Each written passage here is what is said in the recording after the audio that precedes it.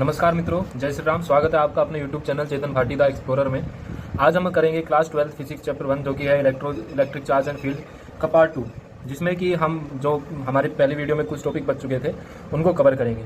ठीक है जी, तो चलिए स्टार्ट करते हैं। तो आज हम पढ़ेंगे सबसे पहले डाईपोल के बारे में। किसके बारे में? डाईपोल। देखिए, डाईपोल वर्ड मिलकर बना है दो चीज़ों से। सबसे पहला डाई, फिर आता है हमारा पोल। ठीक है, यहाँ पर डाई का मतलब है टू, जैसे नाम से पता चल रहा है। पोल का मतलब है चार्जेस। ठीक है, तो डाईपोल क्या होता है? जब व्हेन टू चार्जेस, ठीक है, अपोजिट होने चाहिए वो charge, are separated by a distance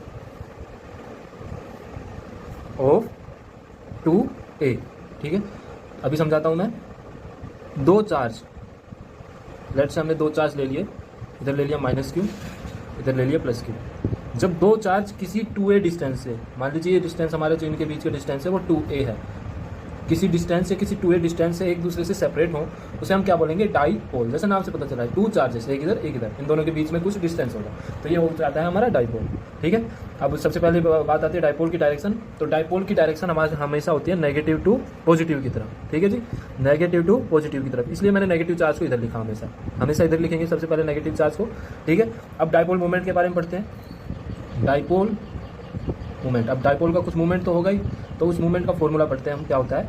dipole movement का फॉर्मूला होता है, इसको हम पी से डिनोट करते हैं डाईपोल मूवमेंट को। इसका फॉर्मूला होता है चार्ज। चार्ज हमारा कितना है? चार्ज है हमारा Q। ठीक है, Q है, दोनों का अपोजिट चार्ज है पर मैग्नीट्यूड सेम है। चार्ज हमारा Q इंटू में डिस्टेंस कितना है हमारा? 2a। तो ये हो गया हमारा डाईपोल मूवमेंट का फॉर्मूला। अब इसकी एसआई यूनिट भी यहीं से ही निकाल लेते हैं हम। ठीक है जी, तो एसआई यूनिट के लिए हम क्या करेंगे?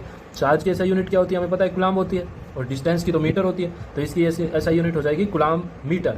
ठीक है, डाईपोल मूवमेंट की एसआई यूनिट हो जाएगी कूलाम मीटर। तो अब हम पढ़ते हैं आइडियल डाईपोल क्या होता है। आइडियल डाईपोल, आइडियल डाईपोल एक तरह से जैसे होते हैं ना आइडियल बच्चे, बहुत अच्छे बच्चे, वैसे ही डाईपोल भी आइडियल होते हैं। अब डाईपोल आइडियल क्या कौन से होते हैं? जिनमें जो चार्ज का मैग्नीट्यूड होता है, चार्ज का या चार्ज मैग्नीट्यूड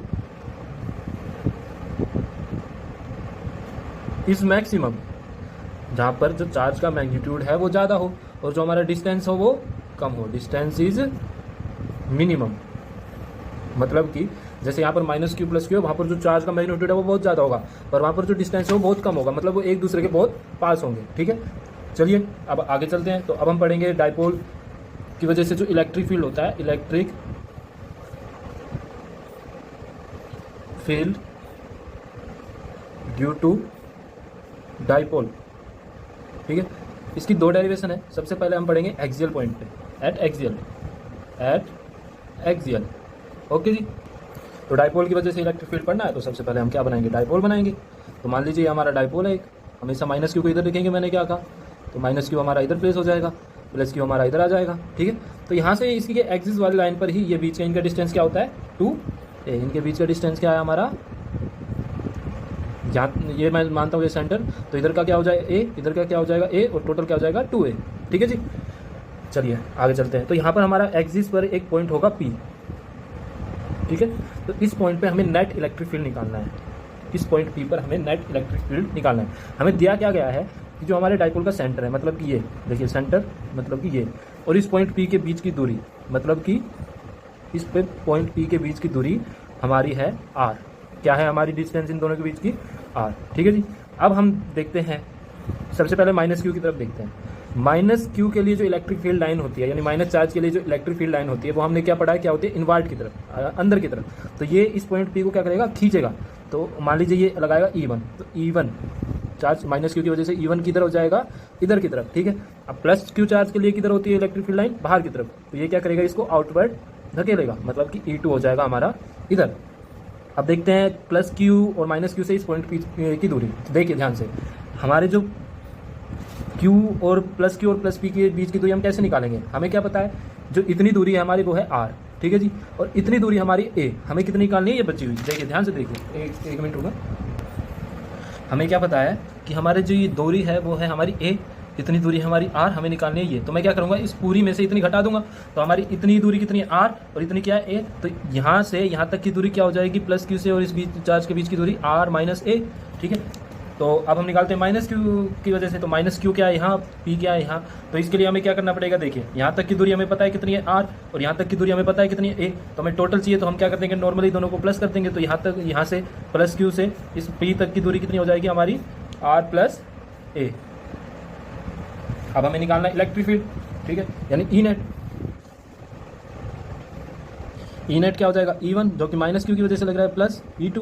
अब इलेक्ट्रिक फील्ड का फॉर्मूला हमें पता होना चाहिए। यहाँ पर हमारा जो इलेक्ट्रिक फील्ड का फॉर्मूला क्या होता है, E इज इक्वल टू होता है हमारा K कांस्टेंट इंटू में चार्ज अपॉन में डिस्टेंस के स्क्वायर, ठीक है। तो यहाँ पर देखते हैं E1 हमारा क्या हो जाएगा, K तो कांस्टेंट है, यहाँ पर चार्ज क्या है माइनस क्यू अपॉन में डिस्टेंस क्या है, डिस्टेंस E1 का है r प्लस a, क्या है r प्लस a का स्क्वायर। E2 क्या हो जाएगा हमारा ऐसे ही, K कांस्टेंट इंटू में चार्ज कितना है Q अपॉन में डिस्टेंस कितना है r माइनस a, तो r माइनस के का स्क्वायर। अब दोनों को प्लस कर देते हैं, तो हमारा क्या आ जाएगा, K माइनस के क्यू हो जाएगा, ये माइनस के क्यू अपॉन में r प्लस a का होल स्क्वायर प्लस में के क्यू अपॉन में r माइनस a का होल स्क्वायर। ये क्या है, ई नेट निकाल रहे हैं हम, ठीक है जी।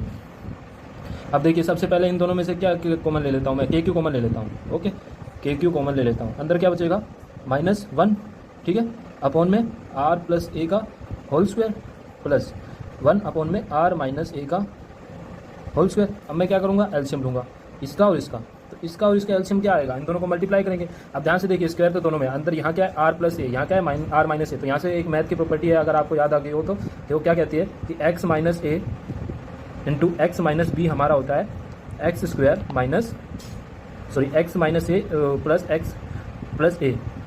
अगर मल्टीप्लाई में हो तो हमारा जो वो होता है मल्टीप्लाई इनका होता है x square minus a square, ठीक है जी। तो यहाँ पर एक्स की जगह आर ए तो ए है यही, तो यहाँ पर क्या आ जाएगा, इन दोनों का LCM r square minus a square. ये तो अंदर का एलसीएम आया इस टर्म का और इस टर्म का, बाहर स्क्वायर भी है तो हमें यहाँ पर बाहर स्क्वायर भी लगाना पड़ेगा, ठीक है। अब नॉर्मल एलसीएम लेते हैं, अगर मैं इसको इससे डिवाइड करूंगा तो क्या आएगा, ये आएगा, क्योंकि इन दोनों का मल्टीप्लाई के बराबर ये है। तो यहाँ पर माइनस में हम कर देंगे, क्योंकि -1 तो है ही, तो माइनस बार कॉमन ले रखेंगे अभी, r माइनस ए का होल स्क्वायर प्लस में r प्लस ए का होल स्क्वायर। r प्लस ए का होल स्क्वायर कैसे आया, इसको मैंने इससे डिवाइड किया, ये बचेगा, इसको मैंने ऊपर मल्टीप्लाई कर दिया, ये ब्रैकेट क्लोज कर दिया, ठीक है। तो आ जाएगा के क्यू इंटू में, अब यहाँ पर देखिए r माइनस ए का होल स्क्वायर, तो ये चले जाएगी हमारी mathematic property, a minus b का होल स्क्वायर क्या होता है हमारा, a माइनस बी का होल स्क्वायर होता है हमारा a square plus b square minus 2ab, और a प्लस बी का होल स्क्वायर हमारा क्या होता है a square plus b square plus 2ab, ठीक है। तो यहाँ पर है a r minus a square, तो माइनस बार कॉमन लेंगे, अंदर आ जाएगा r square plus a square minus 2ar, ये हो गया इसका, प्लस में इसका क्या हो जाएगा r square plus a square plus 2ar, यहाँ पर ब्रैकेट बंद, नीचे हमारे जो एलसीएम ले रखी है वो value r square minus a square का होल स्क्वायर, ठीक है। अब हम क्या करते हैं, ऊपर वाले जो माइनस का कॉमन ले रखा था उसको मल्टीप्लाई कर देते हैं, तो क्या बचेगा, माइनस में r square plus a square, sorry minus का हो जाएगा क्योंकि माइनस इंटू प्लस माइनस, तो माइनस a स्क्वायर, और ये माइनस इंटू माइनस प्लस, तो प्लस 2ar प्लस में r square plus a square plus 2ar upon में जो हमारा एलसीएम है r square minus a square का होल स्क्वायर। अब देखते हैं क्या क्या कैंसिल हो रहा है, माइनस r स्क्वायर से प्लस r स्क्वायर कैंसिल थी, माइनस a स्क्वायर से plus a square common cancel, तो हमारा क्या बचेगा, इधर हमारा देखिए ध्यान से क्या बचेगा, के क्यू तो बाहर कॉमन ले रखा है, अंदर में 2ar प्लस 2ar क्या हो जाएगा 4ar, और नीचे हमारा क्या है जो एलसीएम ले रखा है हमने r square minus a square का होल स्क्वायर। तो चलिए आगे चलते हैं। तो जो हमारा ई नेट था वो किसके इक्वल आ रहा था, के क्यू इंटू में 4ar, ठीक है, अपॉन में r square minus a square का होल स्क्वायर, ठीक है जी। अब हमें यहाँ पर आना है डाइपोल मोमेंट का फॉर्मूला। डाइपोल मोमेंट हमारा होता है P इक्वल टू Q2a, ठीक है, Q हमें दिख रहा है, A हमें दिख रहा है, ठीक है। तो हम क्या टू हमें लाना है, टू हम कैसे लाएंगे, 4 से, 4 को हम डिवाइड कर देंगे, तोड़ देंगे, कैसे, KQ, ठीक है, इंटू में 2a, ओके जी, इंटू में 2r, ठीक है, अपॉन में r square minus a square का होल स्क्वायर, ठीक है। तो यहाँ पर हमारा इनेट क्या होगा, अब मैं Q2a की जगह P लिख सकता हूँ, तो यहाँ पर हमारा आ जाएगा KP इंटू में 2r अपॉन में r square minus a square का होल स्क्वायर। अब मैं क्या करता हूँ, हमें एज्यूम करते हैं कि मान लीजिए हमारा जो r है वो वेरी वेरी ग्रेटर देन है a, तो मान लीजिए हमारा r है 10,000, a हमारा 0.1, अगर मैं 10,000 में से 0.1 घटाऊँ तो कोई फर्क पड़ेगा? नहीं पड़ेगा। तो हम यहाँ कर देंगे ए को इग्नोर कर देंगे, तो हमारा आ जाएगा के पी इंटू में 2r अपॉन में आर स्क्वेयर का ए स्क्वेयर होल स्क्वेयर। हमने ए को निगलेक्ट कर दिया या इग्नोर कर दिया, ठीक है। तो हमारा ई नेट क्या बचेगा अल्टीमेटली? के पी इंटू में 2r अपॉन में r रेज टू पावर 4। अब ये r से ये r क्यूब हो जाएगा, तो हमारा डाइपोल की वजह से इलेक्ट्रिक फील्ड एट एक्सियल क्या आ जाएगा? 2 को हम आगे लिख लेते हैं 2 के पी अपॉन में r क्यूब, ठीक है। ये हमारी होगी फर्स्ट डेरिवेशन। चलिए अब आगे चलते हैं। अब हम निकालेंगे इक्वेटोरियल के लिए। तो सबसे पहले हम ग्राफ बनाएंगे। ये हमारा ग्राफ हो गया, ये हमारा डाइपोल हो गया, इधर है हमारा माइनस क्यूब, इधर है हमारा प्लस क्यूब, ठीक है जी। यहाँ के बीच का डिस्टेंस इधर का ये है, इधर का ये है। तो इक्वेटोरियल में क्या होता है, जो हमारा पॉइंट है वो होता है ऐसे इक्वेटोरियल पोजीशन पे। यहाँ पर हमारा पॉइंट है वो पी, ठीक है। तो यहाँ पर हमारा माइनस क्यू इधर लगाएगा, क्या लगाएगा? E1, ठीक है, अपनी तरफ खींचेगा ये। और जो हमारा E2 है जो प्लस क्यू की वजह से लगेगा वो किधर लगेगा? बाहर की तरफ, मतलब इधर E2, ठीक है जी। तो हमारा जो नेट लगेगा वो किधर लगेगा? इधर। कैसे लगेगा अभी बता देता हूँ, ठीक है। मान लीजिए ये एंगल थीटा, ओके जी। तो अगर मान लीजिए ये इसके साथ बना रहा है थीटा, अब हम इसको करेंगे रिजॉल्व। जो थीटा के साथ होता है वो वहाँ आ जाता है कोस थीटा, ठीक है। तो इस एक्सिस की वैल्यू क्या हो जाएगी? E1 की तरफ से E1 कोस थीटा, ठीक है। अब साइन थीटा किधर हो जाएगा? इधर। तो E1 साइन थीटा हमारा आ जाएगा इधर की तरफ, ओके। अब ऐसे ही E2 भी बना रहा है थीटा, तो E2 का इधर आ जाएगा E2 साइन थीटा, और E2 कोस थीटा तो इधर का इधर ही रहेगा, ठीक है। अब हम क्या देखते हैं कि E2 साइन थीटा और E1 साइन थीटा क्या है? एक दूसरे से अपोजिट डायरेक्शन में है, तो ये हमको एक दूसरे को क्या कर देंगे? कैंसल। पर जो E2 कोस थीटा और E1 कोस थीटा है वे है एक ही सेम डायरेक्शन में, तो ये क्या होंगे? प्लस। तो जो हमारा ई नेट वो होगा वो किसके बराबर आएगा? E2 cos theta plus E1 cos theta. अब ये E2 और E1 सेम है, बस डायरेक्शन तो अलग है, माइनस क्यू प्लस क्यू है, नहीं तो मैग्नीट्यूड सेम है। तो मैं इसको क्या लिख सकता हूँ? E लिख सकता हूँ। तो E कोस 2 E1 कोस थीटा। मैंने क्या किया? E2 इक्वल टू E1 है, तो E2 की जगह मैंने E1 लिख दिया। तो E1 cos theta plus E1 cos theta क्या हो जाएगा? 2 E1 कोस थीटा, ठीक है जी। अब हम निकालते हैं ई नेट का फॉर्मूला। 2 तो है ही, मल्टीप्लाई में ई का फॉर्मूला क्या होता है हमारे इलेक्ट्रिक फील्ड का? के क्यू अपॉन में आर स्क्वायर, यानी डिस्टेंस का स्क्वायर। अब डिस्टेंस हमें निकालना पड़ेगा, डिस्टेंस माइनस क्यू और पी के बीच का। अब हम क्या देखते हैं, ये जो डिस्टेंस है ये हमारा आर है, हमें दिया है कि इतना डिस्टेंस आर है, इतना ए है। अब ये एक राइट एंगल ट्रायंगल बन चुका है, हमें निकालना है हाइपोटेनस। हाइपोटेनस क्या होता है? एच स्क्वायर क्या होता है हमारा?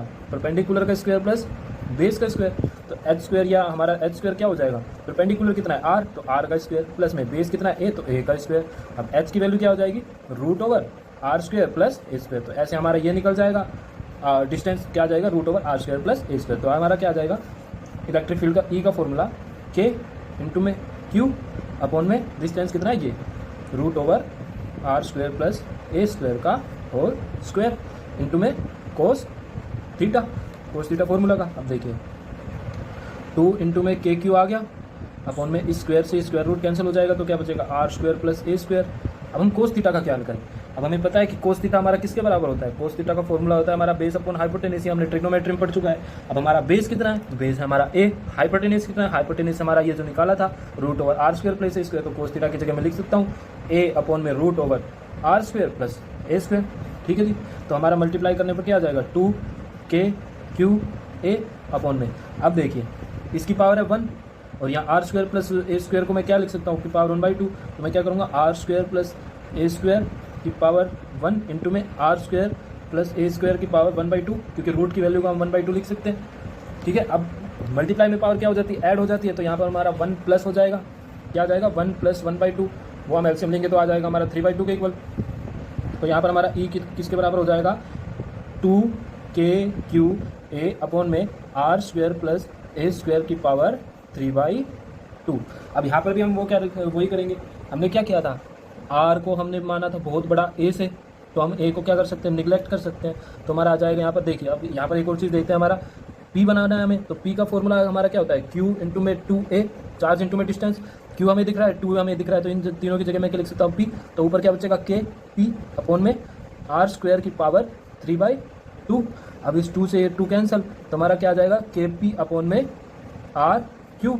अब ये के कौन से चार्ज की वजह से लग रहा है? माइनस क्यू है, तो यहाँ पर माइनस का साइन भी आ जाएगा। देखिए हमारा क्यू E1 में क्यू क्या था? -1 माइनस क्यू था, तो यहाँ पर हमारा जो लास्ट फॉर्मूला आ जाएगा वो आ जाएगा minus k p upon r cube equatorial के लिए, ठीक है जी। चलिए अब आगे की टॉपिक करते हैं। तो अगला टॉपिक है हमारा टॉर्क ड्यू टू डाइपोल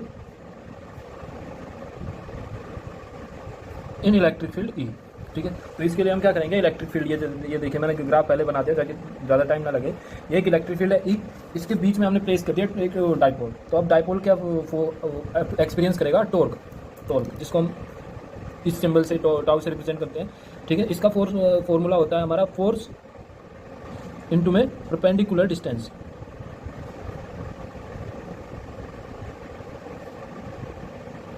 तो ये जो टॉर्क क्या होता है हमारा टॉर्क, बेसिकली टॉर्क हमारा होता है रोटेशनल फोर्स। मतलब कि जिस फोर्स की वजह से जो हमारी थिंग है वो घूमने लग जाए, रोटेशनल फोर्स, उसे हम क्या बोलते हैं, टॉर्क। तो अब हम करेंगे टॉर्क का फॉर्मूला न्यूट्रल। ठीक है, तो सबसे पहले हमारा टॉर्क क्या कहता है कि फोर्स इंटू परपेंडिकुलर डिस्टेंस। तो सबसे पहले हमारे पास होना चाहिए फोर्स। अब फोर्स यहाँ पर कौन सा लगेगा, इलेक्ट्रोस्टैटिक फोर्स। अब फोर्स के हमने दो फॉर्मूले पढ़े थे, एक पढ़ा था Q1 Q2 अपॉन में R²।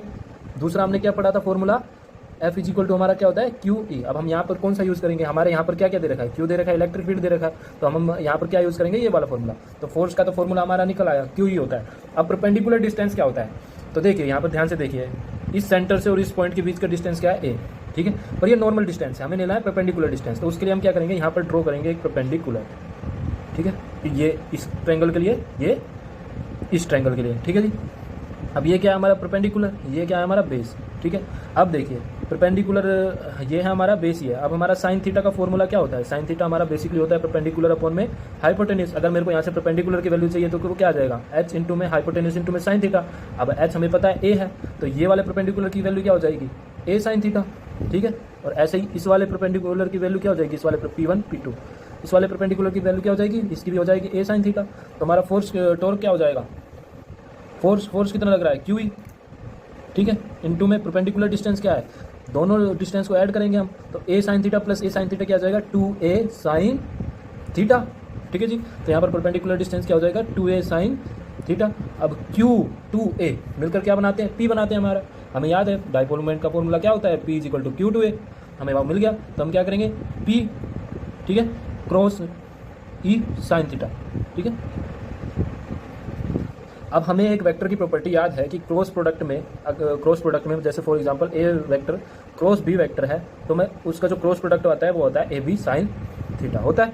तो यहाँ पर पी क्रॉस ई है, तो मैं क्या इसको लिख सकता हूँ, P vector cross E vector लिख सकता हूँ जी। तो ये हमारा आ गया टॉर्क। अब टॉर्क हमारा क्या है, एक एस फोर्स ही तो है, तो फोर्स की ऐसा यूनिट क्या होती है, न्यूटन। पर यहाँ पर डिस्टेंस एक और बार मल्टीप्लाई हो रहा है, देखिए फोर्स इंटू डिस्प्लेसमेंट। तो टॉर्क की ऐसा यूनिट क्या आ जाएगी, ऐसा ही यूनिट क्या आ जाएगी, फोर्स के होते हैं न्यूटन इंटू में परपेंडिकुलर डिस्टेंस यानी मीटर। तो टॉर्क की ऐसा यूनिट आ जाएगी न्यूटन मीटर। तो चलिए जी, अभी से चैप्टर का लास्ट टॉपिक करते हैं। ठीक है, जो कि है गॉस थ्योरम या गॉस लॉ या इलेक्ट्रिक फ्लक्स। ठीक है, तो सबसे पहले हम पढ़ेंगे इलेक्ट्रिक फ्लक्स के बारे में। ठीक है, इलेक्ट्रिक फ्लक्स के बारे में। तो जो हमारा इलेक्ट्रिक फ्लक्स होता है, इलेक्ट्रिक फ्लक्स वो नॉर्मली क्या होता है, नंबर ऑफ फील्ड लाइन, इसकी डेफिनेशन है number of field line crossing per unit area. मतलब कि जैसे डेफिनेशन से पता चलता है, इलेक्ट्रिक फ्लक्स को हम डिनोट करते हैं फाई से, इज इक्वल टू क्या हो जाएगा, field number of field line crossing per unit area. मतलब कि फ्लक्स हमारा हो जाएगा E vector dot A vector. क्या हो जाएगा, E vector dot A vector. मतलब कि डॉट प्रोडक्ट्स में क्या आ जाता है हमारा, कोस थीटा जुड़ जाता है, तो ई ए कोस थीटा। ये हमारा हो गया फ्लक्स का नॉर्मल फॉर्मूला। ठीक है, अब फ्लक्स की हम ऐसा यूनिट की बात करें तो वो क्या हो जाएगी, आप बताइए। तो हमारा जो इलेक्ट्रिक फील्ड है उसकी जो ऐसा यूनिट क्या होती है, वोल्ट पर मीटर, वोल्ट पर मीटर। और हमारा एरिया की ऐसी यूनिट क्या होती है, मीटर स्क्वायर। तो यहाँ 1 मीटर से ये 1 पावर हो जाएगी, तो यहाँ क्या आ जाएगा, ऐसा यूनिट वोल्ट मीटर। तो जो हमारी इलेक्ट्रिक फ्लक्स की ऐसा यूनिट होती है वो हमारी होती है वोल्ट मीटर। ठीक है, अब इसके बाद इलेक्ट्रिक फ्लक्स का एक और फॉर्मूला दिया हमारे गॉस थ्योरम ने।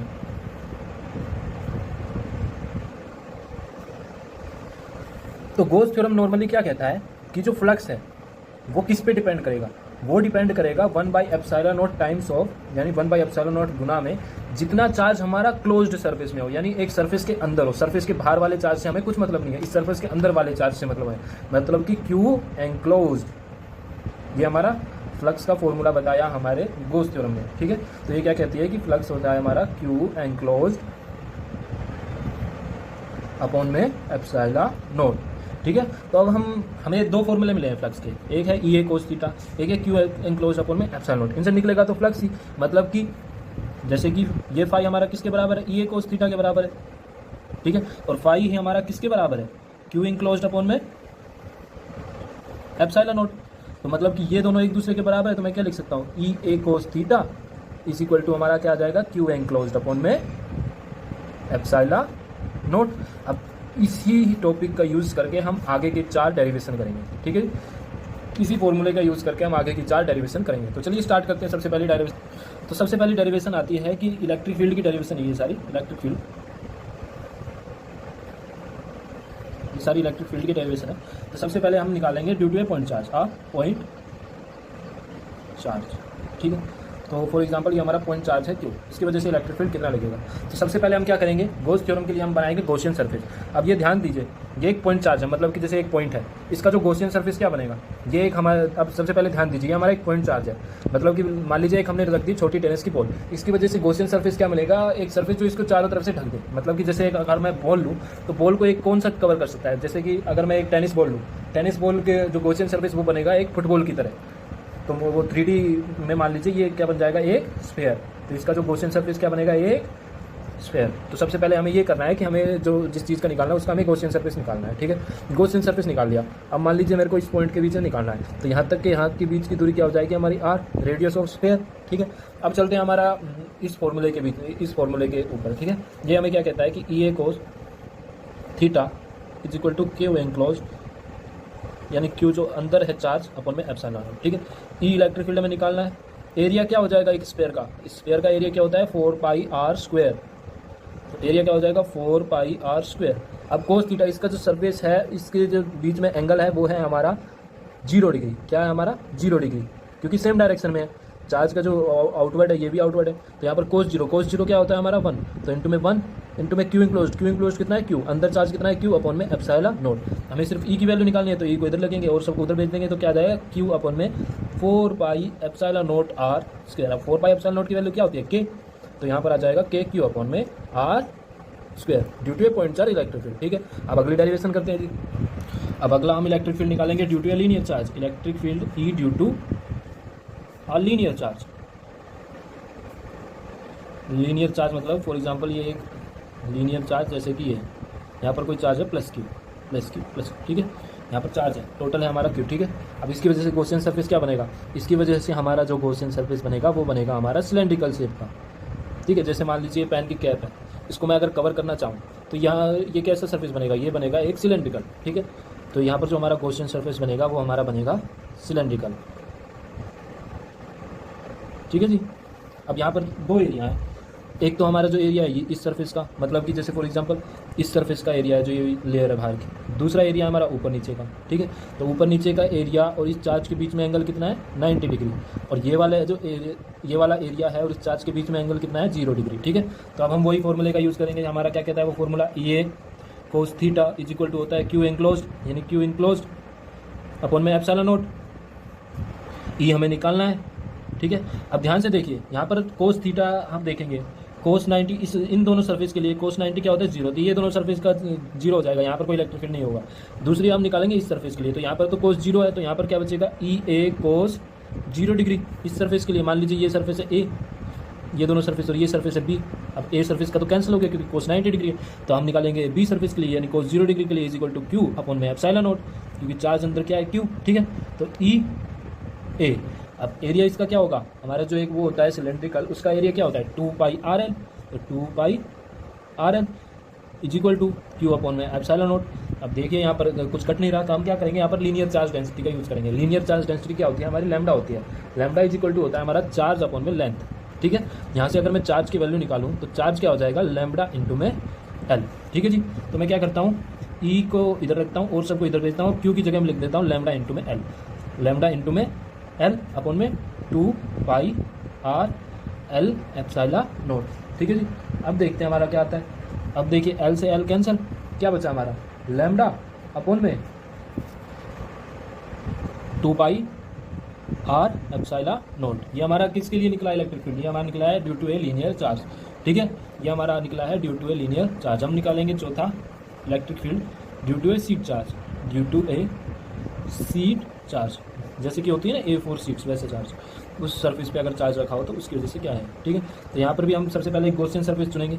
तो यहाँ पर हम मान लीजिए एक गॉसियन सरफेस जैसे चुनेंगे, ये यहाँ पर हमने एक गॉसियन सरफेस बना लिया एक चार्ज के लिए, ठीक है। तो यहाँ पर देखिए चार्ज की डायरेक्शन है इधर, ठीक है, और यहाँ पर भी दो तरह के एरिया बनेंगे, एक बनेगा ये वाला एरिया, एक ये एरिया। अब ये एरिया तो चार्ज की डायरेक्शन में, तो यहाँ पर एंगल कितना है 0 डिग्री, और ये एरिया क्या है 90 डिग्री, तो यहाँ पर क्या है 90 डिग्री एंगल है। तो यहाँ पर भी जो 90 डिग्री एंगल का एरिया वो तो कैंसिल हो जाएगा। अब यहाँ पर बनेंगे सिर्फ निकालेंगे हम सर्कल के लिए। अब यहाँ कितना सर्कल है, एक सर्कल यहाँ, एक सर्कल यहाँ, ठीक है। तो यहाँ हमारा जो E A cos theta is equal to q enclosed upon में एप्सिलॉन नॉट है हमारा, ठीक है जी। तो ई, अब यहाँ दो एरिया निकालेंगे हम 2a, ठीक है, दो चीज़ों का एरिया निकालना है। में कोस 0 डिग्री है तो कोस 0 1 होता है, ठीक है। चार्ज अंदर q है अपॉन में एप्सिलॉन नॉट। तो यहाँ पर हम लेंगे सरफेस चार्ज डेंसिटी का यूज। सरफेस चार्ज डेंसिटी को रिप्रेजेंट करते हैं हम सिग्मा से। तो सरफेस चार्ज डेंसिटी का फॉर्मूला होता है चार्ज अपॉन में एरिया। तो यहाँ से अगर मैं चार्ज की वैल्यू निकालूँ तो वो क्या आ जाएगी, सिग्मा इंटू में एरिया, ठीक है। तो यहाँ पर क्या आ जाएगा, ई इंटू में 2a, चार्ज की जगह मैं लिख सकता हूँ सिग्मा इंटू में एरिया अपॉन में एप्सिलॉन नॉट, ठीक है। ई को इधर रखते हैं, एरिया को उधर भेज देते हैं, ई सिग्मा इंटू में ए अपॉन में 2 एप्सिलॉन नॉट इंटू में ए से ए कैंसिल, तो क्या आ जाएगा सिग्मा अपॉन में 2 एप्सिलॉन नॉट। ये क्या आ जाएगा, सीट चार्ज के लिए इलेक्ट्रिक फील्ड, ठीक है। अब हम इसका लास्ट डेरिवेशन करेंगे, वो होगा हमारा होलोस्फेरिकल चार्ज। होलोस्फेरिकल चार्ज ये इस चैप्टर का लास्ट टॉपिक है। तो होलोस्फेरिकल चार्ज क्या होता है, ये एक सरफेस होता है, इसके जो सरफेस है यहाँ पर चार्ज होता है, ठीक है। अब इसके लिए गॉसियन सरफेस क्या बनेगा, ऐसा बनेगा। अब यहाँ पर हमारे जो क्या है, दो सरफेस हैं, एक है अंदर वाला सरफेस है, एक है टोटल बाहर वाला सरफेस, ये इसका सेंटर है। अब जब मैं देखता हूँ तो अंदर तो कोई चार्ज ही नहीं है, तो अंदर के लिए मान लीजिए इनर सरफेस के लिए कोई चार्ज नहीं है, तो हमारा जो ई क्या होता है, क्यू एनक्लोज्ड अपॉन में एप्सिलॉन नॉट, यानी क्यू जो अंदर कोई चार्ज नहीं है, तो हमारा जो क्या हो जाएगा, इनर इलेक्ट्रिक फील्ड हो जाएगा इज इक्वल टू 0। अब हम निकालेंगे आउटर के लिए। आउटर के लिए हम क्या मानेंगे, डिस्टेंस मान लेंगे यहाँ तक का r। तो आउटर के लिए क्या हो जाएगा, E A cos theta is equal to q upon में एप्सिलॉन नॉट। अब चार्ज की डायरेक्शन इधर है, एरिया की डायरेक्शन इधर है, तो कोस 0 हो जाएगा, कोस 0 होता है 1। तो ई इंटू में एरिया क्या है, ये एक स्फेयर है, स्फेयर का एरिया क्या होता है 4 pi r square is equal to q upon में एप्सिलॉन नॉट। अब ये को इधर रखते हैं और को इधर भेज देते हैं, क्यू अपॉन में 4 पाई एप्सिलॉन नॉट इंटू में r स्क्वायर। अब 4 pi epsilon 1 upon 4 pi epsilon naught की वैल्यू क्या होती है k, तो k क्यू अपॉन में r स्क्वायर। तो मान लीजिए अगर मैं इसका एक ग्राफ बनाऊँ, ठीक है, जो कि बता रहा हो कि इलेक्ट्रिक फील्ड, अगर मैं इस चीज़ का एक ग्राफ बनाऊँ इस होलोस्फेरिकल चार्ज के लिए, अगर इसमें मैं चार्ज बनाऊँ ई इलेक्ट्रिक फील्ड जो रेडियस के साथ कैसे बढ़ या घट रहा है, तो देखिए यहाँ से यहाँ तक की रेडियस के लिए तो ये 0 था, मान लीजिए यहाँ तक की रेडियस के लिए 0 था, ठीक है, ये था 0, 1 मिनट रुकिए, यहाँ तक के लिए था 0, ठीक है, यहाँ पॉइंट के लिए, फिर एकदम से ये ऊपर गया, यहाँ से ऊपर गया यहाँ तक, ठीक है। उसके बाद जैसे जैसे हम रेडियस से दूर गए, अब देखिए हमारा जो इलेक्ट्रिक फील्ड का फॉर्मूला क्या होता है, के क्यू अपॉन में r स्क्वायर। तो यहाँ से हम पता कर सकते हैं कि अगर r हमारा बड़ा होता जाएगा यानी बढ़ता जाएगा तो इलेक्ट्रिक फील्ड घटता जाएगा। तो जैसे जैसे हमारा जो रेडियस बढ़ा इलेक्ट्रिक फील्ड घटता चला गया, ठीक है जी। तो ये हो गया इसका ग्राफ। तो चलिए आज के लिए इतना ही, ये हमारा पहला चैप्टर कंप्लीट हो चुका है। अब मैं इससे अगले वीडियो में हर एक टॉपिक से रिलेटेड 5 क्वेश्चन कराऊंगा, जो कि बहुत इंपॉर्टेंट है, जिससे कि जो टॉपिक है वो हमारे क्रिस्टल क्लियर हो जाएंगे। आशा करता हूँ आपको ये वीडियो अच्छी लगी हो। अगर ये वीडियो आपको अच्छी लगी हो, नॉलेजेबल लगी हो, तो वीडियो को लाइक करें तथा चैनल को सब्सक्राइब करें। नमस्कार, जय श्री राम।